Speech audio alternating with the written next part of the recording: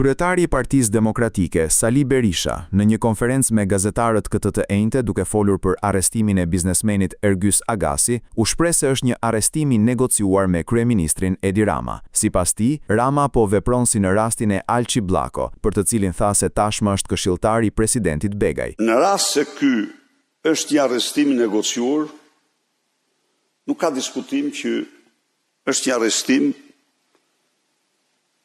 i negociuar nga Edi Rama.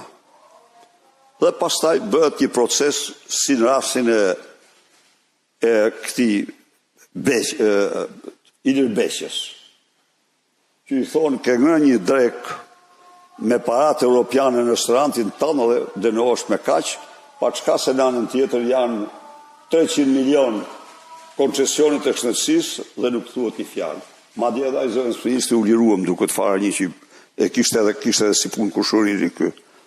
Pra, kemi të bëjmë me një rast ku Edi Rama arrin nëpërmjet kontrollit që ka me SPAK-un ta ripërsëris apo siç bën me Alçi Bllako, a e din ku është sot? Është këshilltari Haram Begaj. I dënuar me burg për vjedhje që ka bërë në djegsat, dhe këshilltari Bajramit, s'ka këtu kush paguar më shumë shkon me larg. Pas akuzave të kryedemokratit, zyra e shtypit e presidencës, në një kundërpërgjigje ndaj tij, ka deklaruar se Alçi Bllako nuk ka qenë asnjëherë dhe nuk është këshilltar i presidentit të Republikës dhe nuk ka asnjë marrëdhënie me këtë institucion.